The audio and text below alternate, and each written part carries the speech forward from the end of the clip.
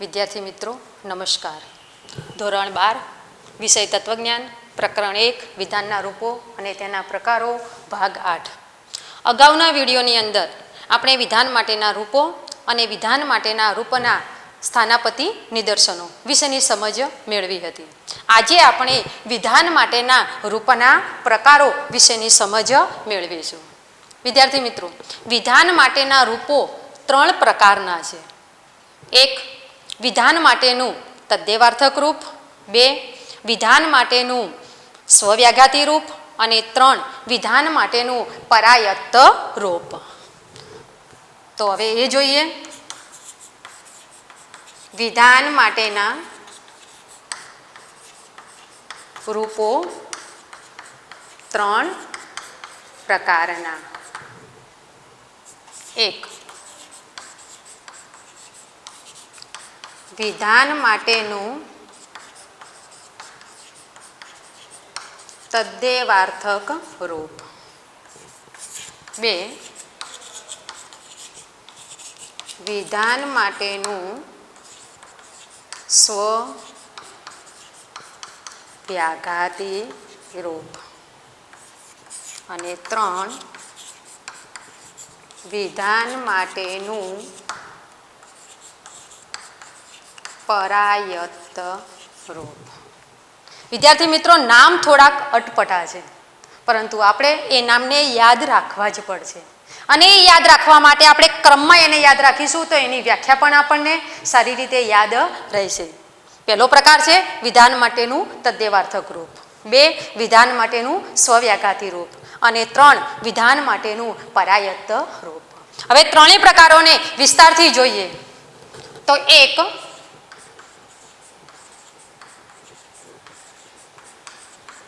વિધાન માટેનું તદ્દેવાર્થક રૂપ. એની વ્યાખ્યા જોઈએ તો કે વિધાન માટેના જે રૂપના તમામ સ્થાનાપતિ નિદર્શનો હંમેશા સત્ય જ હોય તે રૂપને વિધાન માટેનું તદ્દેવાર્થક રૂપ કહેવામાં આવે છે.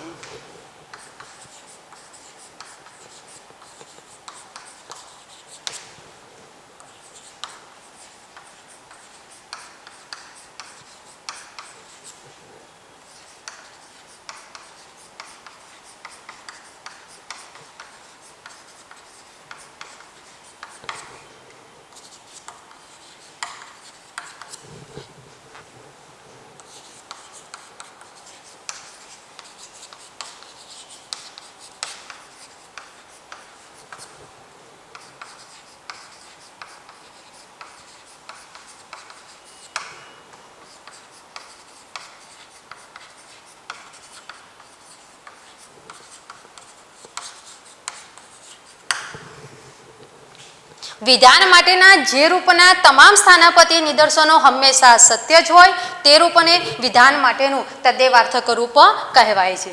હવે આપણે જોઈએ તદ્દેવાર્થક વિધાનનું રૂપ. એના રૂપો નિશ્ચિત છે, નક્કી છે. તદ્દેવાર્થક, સ્વવ્યાઘાતી અને પરાયત્ત એ ત્રણેય પ્રકારના રૂપો નિશ્ચિત છે, જે આપણે ક્રમમાં એને યાદ રાખવા પડશે. તો તદ્દેવાર્થક વિધાનનું રૂપ છે P વિકલ્પન નિષેધ P. એનું ઉદાહરણ જોઈએ. P ના સ્થાને એક વિધાન લઈએ. વિકલ્પન અથવા કારક વડે, એટલે કે કાં તો અથવા કારક વડે જોડીએ અને P નો આપણો નિષેધ કરીએ, એટલે એ વિધાન ફરીથી લઈએ. તો P ના સ્થાને વિધાન લઈએ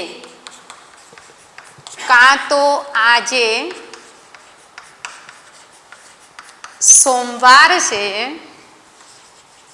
અથવા આજે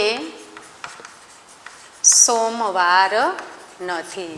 P ના સ્થાને લીધું, આજે સોમવાર છે, નિષેધ P એટલે આજે સોમવાર છે એનો નિષેધ કર્યો, એટલે કે આજે સોમવાર નથી, અને વિકલ્પની બદલીમાં કાં તો અથવા. હવે એનું આપણે સત્યતા કોષ્ટક જોડીએ તો કે P વિકલ્પન નિષેધ P રૂપનું સત્યતા કોષ્ટક.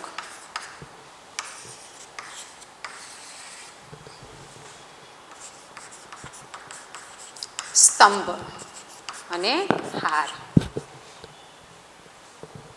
સ્તંભની અંદર બે પ્રકારના સ્તંભો, આદ્ય સ્તંભો અને ગૌણ સ્તંભો. આદ્ય સ્તંભોની રચના એ રૂપની અંદર આવેલા સાદા વિધાનોને આધારે, તો આની અંદર સાદા વિધાન તરીકે એક છે એટલે કે પી, એટલે કે આદ્ય સ્તંભ, પહેલો આદ્ય સ્તંભ રહેશે પીનો. ગૌણ સ્તંભ કારકોને આધારે, કારકો બે છે એટલે બીજો સ્તંભ રહેશે નિષેધ પી, અને ત્રીજો એ આખું વિધાન એટલે કે પી વિકલ્પન નિષેધ પી. હવે એના હરોળની રચનાની વાત કરીએ તો જેટલા સાદા વિધાનો અને એને આધારે હરોળની સંખ્યા નક્કી થાય છે, એટલે કે સાદો વિધાન એક છે તો હરોળ બનશે બે, એટલે એક અને બે. હવે TFની ગોઠવણી તમને અગાઉ શીખવાડી હતી. પહેલી હરોળમાં એટલે કે જેટલી હરોળ હોય એ હરોળના અડધા પહેલા સ્તંભની અંદર T અને ત્યાર પછી F, એટલે T અને F. બીજો સ્તંભ નિષેધ P છે, તો નિષેધ Pનું આપણને મૂલ્ય એ શેના આધારે મળશે તો કે સ્તંભ એક અને એકનો નિષેધ, એટલે કે એક નિષેધ. આ P છે, અહીંયા નિષેધ P છે. તો P નિષેધનું સત્યતા મૂલ્યનો નિયમ છે, જો મૂળ વિધાન સત્ય હોય તો તેનું નિષેધ અસત્ય, અને મૂળ વિધાન અસત્ય હોય તો તેનું નિષેધ સત્ય થાય છે. અહીંયા સત્ય છે તો એનો નિષેધ અસત્ય, અસત્ય છે તો તેનો નિષેધ સત્ય. હવે P વિકલ્પન નિષેધ P, એનું સત્યતા મૂલ્ય આપણને સ્તંભ એક અને બેને આધારે અને વિકલ્પનના સત્યતા મૂલ્યના નિયમને આધારે પ્રાપ્ત થશે, એટલે એક, બે અને વિકલ્પન. વિકલ્પનના નિયમો છે, જો બંને વિકલ્પો અસત્ય હોય તો અને તો જ આખું વૈકલ્પિક વિધાન એ અસત્ય સાબિત થાય છે, નહીં તો તે સત્ય બને છે. એટલે અહીંયા પહેલી હરોળ અને બીજી હરોળની અંદર જોઈએ તો પહેલી હરોળમાં એક T છે, બીજો F છે, એટલે પહેલો વિકલ્પ સત્ય છે, બીજો વિકલ્પ અસત્ય છે. બીજી હરોળની અંદર પહેલો વિકલ્પ અસત્ય છે અને બીજો વિકલ્પ સત્ય છે. અહીંયા ક્યાંય બંને વિકલ્પો અસત્ય નથી, માટે તેનું સત્યતા મૂલ્ય આપણને સત્ય પ્રાપ્ત થશે. તો ઉપર તદ્દેવાર્થક રૂપની આપણે વ્યાખ્યા જોઈ કે વિધાન માટેના જે રૂપના તમામ સ્થાનાપતિ નિદર્શનો હંમેશા સત્ય જ હોય તે રૂપને વિધાન માટેનું તદ્દેવાર્થક રૂપ કહેવામાં આવે છે. તદ્દેવાર્થક વિધાનોનું રૂપ છે P વિકલ્પન નિષેધ P, એનું આપણે સત્યતા કોષ્ટક દોર્યું. તો આ રૂપના તમામ સ્થાનાપતિ નિદર્શનો એ આપણને સત્ય પ્રાપ્ત થયા છે, એટલે આ તદ્દેવાર્થક વિધાનોનું રૂપ કે જેના તમામ સ્થાનાપતિ નિદર્શનો એ હંમેશા સત્ય જ હોય છે. ત્યાર પછીનું હવે બીજો પ્રકાર જોઈએ, વિધાન માટેનું સ્વવ્યાઘાતી રૂપ.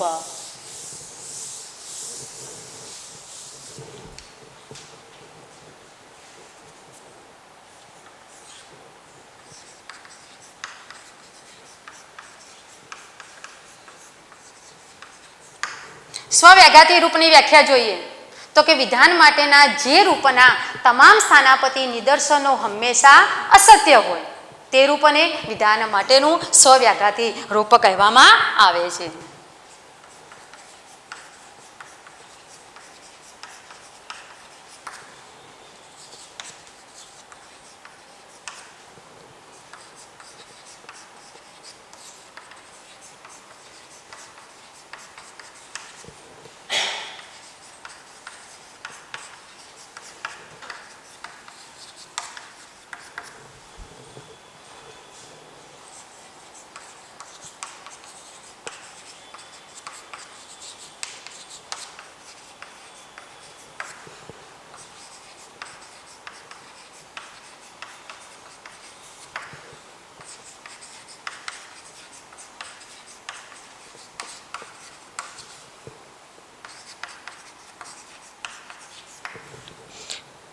સ્વવ્યાઘાતી વિધાનનું રૂપ જોઈએ.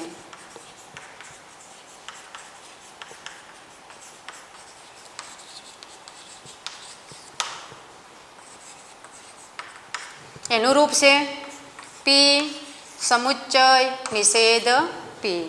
આ પણ નિશ્ચિત છે, સ્વવ્યાઘાતી વિધાનોનું રૂપ છે P સમુચ્ચય નિષેધ P. હવે એનું ઉદાહરણ જોઈએ તો પીના સ્થાને એક વિધાન લઈએ અને સમુચ્ચય કારક વડે અને કારક વડે તેને જોડીએ. તો કે જયપુર ગુલાબી નગરી છે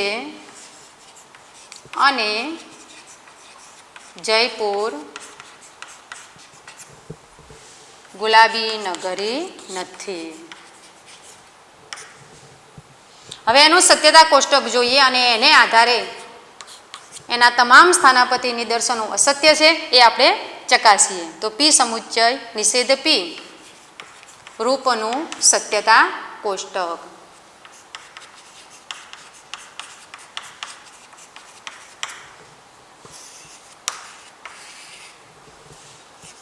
એમાં પણ પહેલાં આપણે સ્તંભની રચના કરીશું અને હરોળની રચના કરીશું.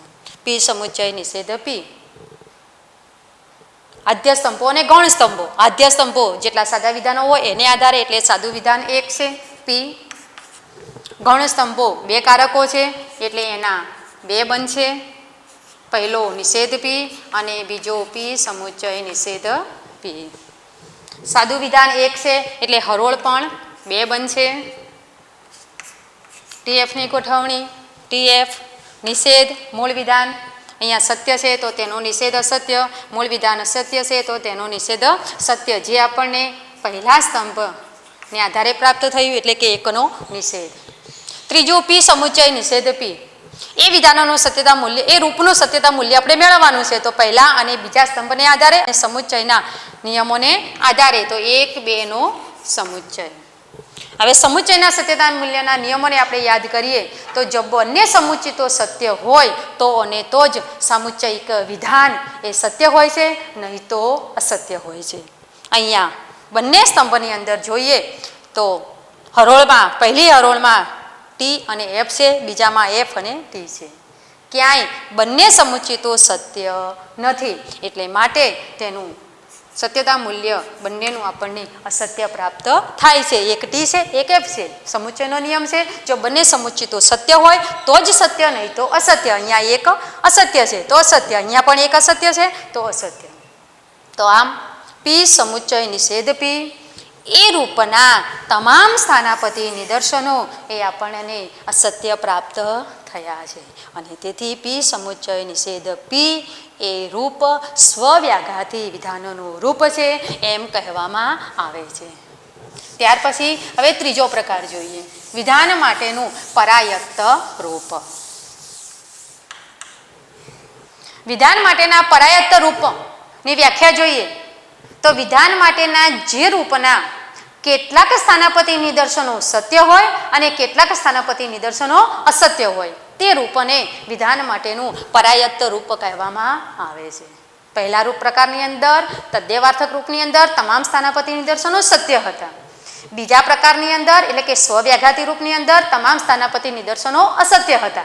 જ્યારે ત્રીજા પ્રકાર પરાયત્ત રૂપની અંદર કેટલાક સ્થાનાપતિ નિદર્શનો સત્ય અને કેટલાક સ્થાનાપતિ નિદર્શનો એ અસત્ય હોય છે.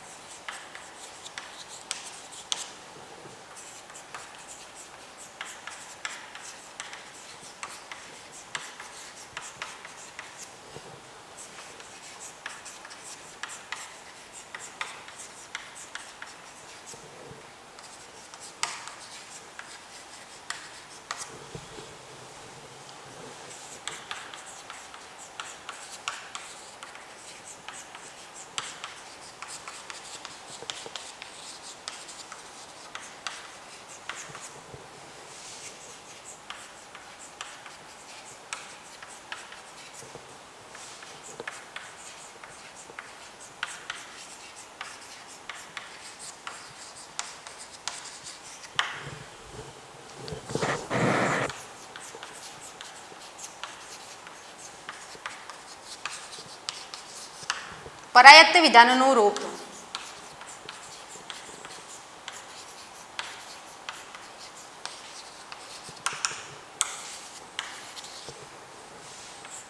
પી શરતી ક્યુ. એ સિવાય બીજા પણ રૂપો રહેલા છે. પી સમુચ્ચય ક્યુ, પી વિકલ્પન ક્યુ અને પી દ્વિશરતી ક્યુ.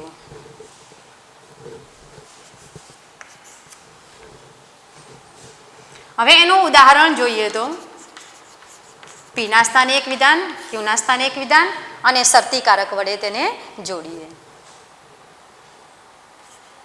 અને શરતીકારક એટલે કે જો તો, જો મહેનત કરશો તો સફળ થશો. એનું સત્યતા કોષ્ટક પી શરતી ક્યુ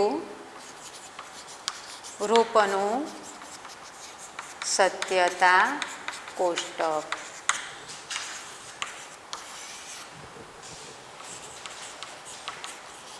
સ્તંભ અને હાર. સાદા વિધાનો બે છે, પી અને ક્યુ, એટલે આદ્ય સ્તંભ બે થશે, એક પી માટે, બીજો ક્યુ માટે. ગૌણ સ્તંભ કારકને આધારે કારક એક છે, એટલે ગૌણ સ્તંભ એક રહે છે, જે પી શરતી ક્યુ. સાદા વિધાનો બે છે, એટલે હરોળ ચાર બનશે. ટીએફની ગોઠવણી પહેલા બે ટી, બીજા બે એફ અને ટીએફ ટીએફ. બીજા સ્તંભનું મૂલ્ય, ત્રીજા સ્તંભનું સત્યતા મૂલ્ય આપણને શેના આધારે પ્રાપ્ત થશે? પી શરતી ક્યુ છે, એટલે પી પહેલો સ્તંભ, ક્યુ બીજો સ્તંભ અને શરતીકારક એટલે કે શરતીકારકના સત્યતા મૂલ્યના નિયમને આધારે, એટલે 1, 2 નો શરતી. હવે શરતીકારકના સત્યતા મૂલ્યના નિયમોને યાદ કરીએ તો જો પૂર્વાંગ સત્ય હોય અને ઉત્તરાંગ અસત્ય હોય તો અને તો જ આખું શરતી વિધાન એ અસત્ય સાબિત થાય છે. એટલે અહીંયા પૂર્વાંગ સત્ય અને ઉત્તરાંગ અસત્ય એ કઈ હરોળની અંદર રહેલું છે એ આપણે પહેલાં શોધીએ. તો હરોળ 2 ની અંદર પૂર્વાંગ સત્ય અને ઉત્તરાંગ અસત્ય છે, એટલે એનું સત્યતા મૂલ્ય અસત્ય પ્રાપ્ત થશે, બાકીનાનું સત્ય. તો અહીંયા પી શરતી ક્યુ એ રૂપના કેટલાક સ્થાનાપતિ નિદર્શનો સત્ય છે અને કેટલાક સ્થાનાપતિ નિદર્શનો અસત્ય છે. એટલે કે 3 ટી પ્રાપ્ત થયા, 1 એફ પ્રાપ્ત થયું અને તેથી આ વિધાન માટેનું પરાયત્ત રૂપ છે એમ કહેવામાં આવે છે. વિદ્યાર્થી મિત્રો, આપણે 3 પ્રકારો જોયા વિધાન માટેના. એક વિધાન માટેનું તદ્દેવાર્થક રૂપ, 2 વિધાન માટેનું સ્વવ્યાઘાતી રૂપ અને 3 વિધાન માટેનું પરાયત્ત રૂપ. વિધાન માટેના તદ્દેવાર્થક રૂપની અંદર તમામ સ્થાનાપતિ નિદર્શનો હંમેશા સત્ય જ હોય છે. વિધાન માટેના સ્વવ્યાઘાતી રૂપની અંદર તમામ સ્થાનાપતિ નિદર્શનો હંમેશા અસત્ય જ હોય છે અને વિધાન માટેના પરાયત્ત રૂપની અંદર કેટલાક સ્થાનાપતિ નિદર્શનો સત્ય હોય છે અને કેટલાક સ્થાનાપતિ નિદર્શનો અસત્ય હોય છે. હવે પછી આગળનો મુદ્દો આપણે જોઈએ, વિધાન માટેના રૂપનો પ્રકાર નક્કી કરવાની સત્યતા કોષ્ટકની પ્રત્યક્ષ રીત. આપણે 3 પ્રકારો જોયા, એનું સત્યતા કોષ્ટક દોર્યું અને એ સત્યતા કોષ્ટકની અંદર છેલ્લા સ્તંભની અંદર એ રૂપ આખું આપેલું હોય છે અને જો છેલ્લા સ્તંભની બધી હરોળો આપણને સત્ય પ્રાપ્ત થાય તો એ રૂપ તદ્દેવાર્થક રૂપ છે એમ કહેવામાં આવે છે. અને જે રૂપના છેલ્લા સ્તંભની તમામ હરોળની અંદર આપણે એનું સત્યતા મૂલ્ય અસત્ય પ્રાપ્ત થાય તો એ રૂપ સ્વવ્યાઘાતી રૂપ છે એમ કહેવામાં આવે છે. અને જે રૂપના છેલ્લા સ્તંભની કેટલીક હરોળો સત્ય હોય અને કેટલીક હરોળો અસત્ય હોય તો એ રૂપ એ વિધાન માટેનું પરાયત્ત રૂપ છે એમ કહેવામાં આવે છે. હવે એ પ્રકાર આપણે કેટલાક ઉદાહરણો દ્વારા આપણે નક્કી કરીએ. વિધાન માટેનું આપણે એક રૂપ લઈએ.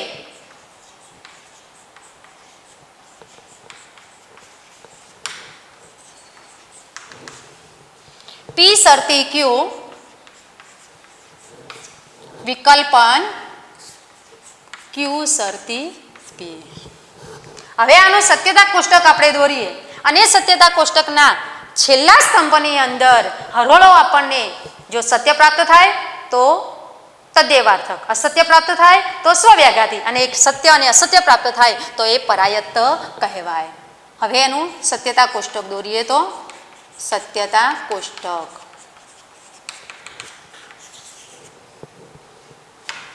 સ્તંભ અને હરોળની રચના કરવી પડે સૌથી પહેલા. સ્તંભ, હાધ્ય સ્તંભ સાદા વિધાનોને આધારે, તો સાદા વિધાનો છે પી અને ક્યુ. તો પહેલો સ્તંભ પીનો, બીજો સ્તંભ ક્યુનો. ત્યાર પછી કારકોને આધારે ગૌણ સ્તંભ, તો શરતી, વિકલ્પન અને શરતી 3 કારકો રહેલા છે એટલે 3 ગૌણ સ્તંભ બનશે. તો 3, 4 અને 5. ત્રીજો સ્તંભ બનશે પી શરતી ક્યુ. ચોથો ક્યુ શરતી પી. અને પાંચમાની અંદર આખું વિધાન રહે છે પી શરતી ક્યુ, વિકલ્પન ક્યુ શરતી પી.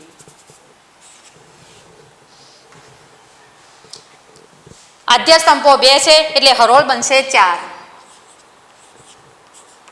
TFની ગોઠવણી અગાઉ શીખેલા છે એ પ્રમાણે જ.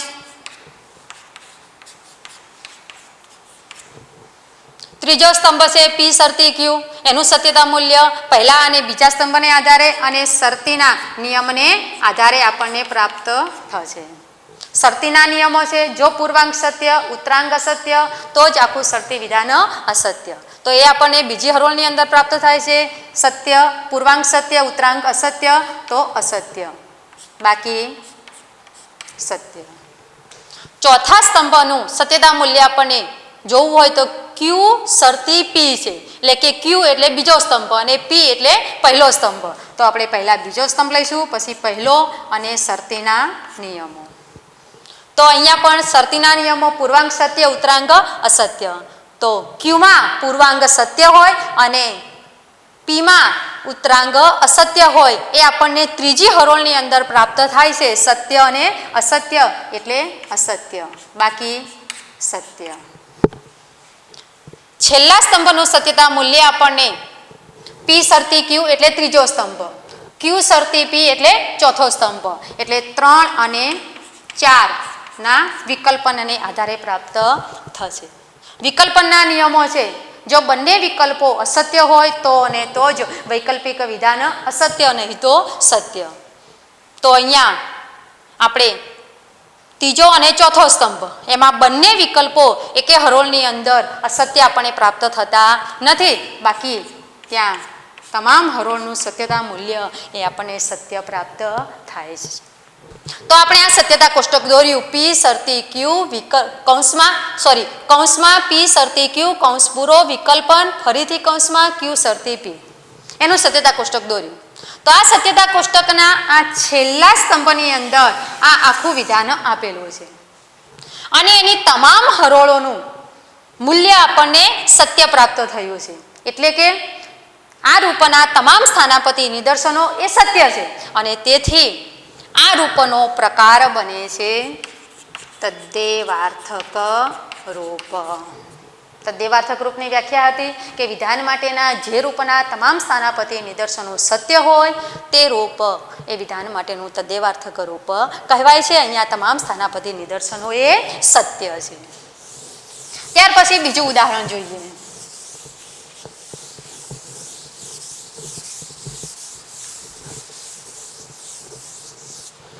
બીજું ઉદાહરણ છે પી વિકલ્પન કૌંસમાં ક્યુ સમુચ્ચય નિષેધ કૌંસમાં પી વિકલ્પન ક્યુ.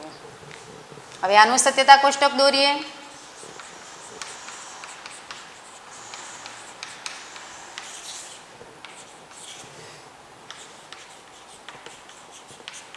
સ્તંભ હાર.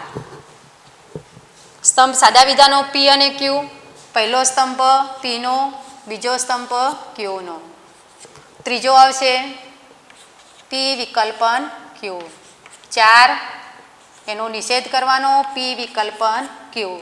અને 5 આખું રૂપ કૌંસમાં પી વિકલ્પન ક્યુ સમુચ્ચય નિષેધ ફરીથી કૌંસમાં પી વિકલ્પન ક્યુ. 2 આદ્ય સ્તંભ છે એટલે હરોળ થશે 4. TFની ગોઠવણી આપણે અગાઉ કરતા હતા એ જ રીતે.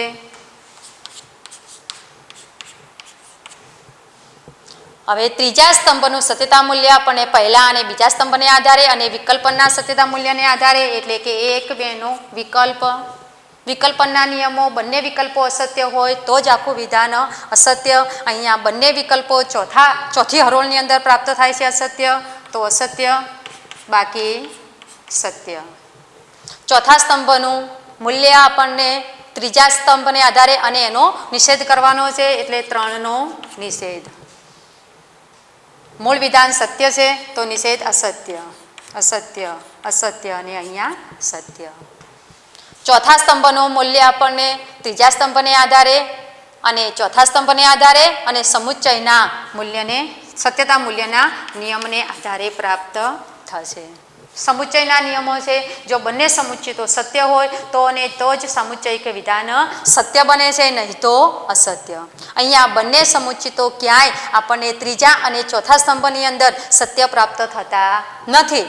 માટે તમામ હરોળોનું સત્યતા મૂલ્ય આપણને અસત્ય પ્રાપ્ત થયું છે.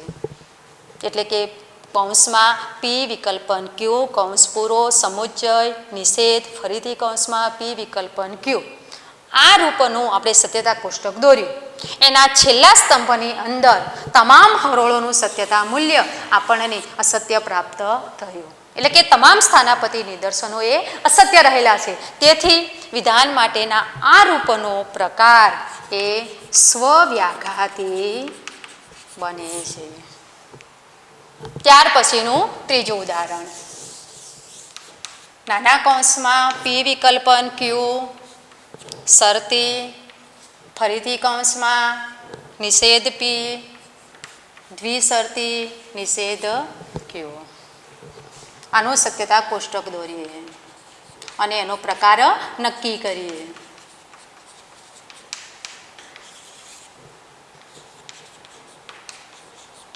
સ્તંભ હાર. સાદા વિધાનો બે છે, પી અને ક્યુ. એટલે પહેલો સ્તંભ પીનો, બીજો સ્તંભ ક્યુનો. હવે ગૌણ સ્તંભો, ત્રીજો સ્તંભ નિષેધ પી, ચોથો સ્તંભ નિષેધ ક્યુ, પાંચમો સ્તંભ નિષેધ પી, દ્વિશરતી, નિષેધ ક્યુ, છઠ્ઠો સ્તંભ પી વિકલ્પન ક્યુ અને સાતમો સ્તંભ એટલે આખું વિધાન પી વિકલ્પન ક્યુ, શરતી, કૌંસમાં નિષેધ પી, દ્વિશરતી, નિષેધ ક્યુ. હરોળ બે સાદા વિધાનો છે એટલે 4 થશે. ટીએફની ગોઠવણી આપણે અગાઉ કરતા હતા એ જ રીતે.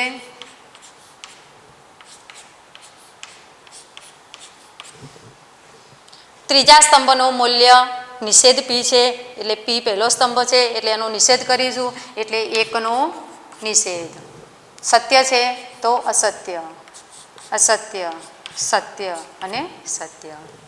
ચોથા સ્તંભનું મૂલ્ય નિષેધ ક્યુ છે એટલે ક્યુ બીજો સ્તંભ એટલે બીજા સ્તંભનો નિષેધ. સત્ય તો અસત્ય, સત્ય, અસત્ય અને સત્ય. પાંચમો સ્તંભ છે નિષેધ પી, દ્વિશરતી, નિષેધ ક્યુ. તો ત્રીજો અને ચોથો સ્તંભ અને દ્વિશરતીના નિયમો 3 અને 4 દ્વિશરતીના નિયમો. દ્વિશરતીના નિયમો છે જો બંને ઘટકરૂપ વિધાનો એટલે કે પૂર્વાંગ અને ઉત્તરાંગ સત્ય હોય અથવા બંને અસત્ય હોય તો આખું દ્વિશરતી વિધાન એ સત્ય સાબિત થાય છે, નહીં તો અસત્ય સાબિત થાય છે. એટલે અહીંયા 3 અને 4ની અંદર જો બંને સત્ય અથવા અસત્ય હોય તો સત્ય, એટલે અહીંયા અસત્ય છે તો સત્ય, અહીંયા સત્ય છે તો સત્ય, બાકી અસત્ય. ચોથા સ્તંભનું સત્યતા મૂલ્ય એટલે કે પી વિકલ્પન ક્યુ છે તો 1 અને 2 અને વિકલ્પનના સત્યતા મૂલ્યના નિયમને આધારે. વિકલ્પનના નિયમો જો બંને વિકલ્પો અસત્ય તો અને તો જ આખું વૈકલ્પિક વિધાન અસત્ય, નહીં તો સત્ય. તો અહીંયા બંને અસત્ય હોય એ ચોથી હરોળની અંદર અસત્ય છે, બાકી સત્ય. અને છેલ્લા સ્તંભનું સત્યતા મૂલ્ય આપણને પી વિકલ્પન ક્યુ એટલે છઠ્ઠો સ્તંભ. નિષેધ પી, દ્વિશરતી, નિષેધ ક્યુ એટલે કે પાંચમો સ્તંભ. એટલે કે 6 અને 5 અને એના શરતીના નિયમને આધારે.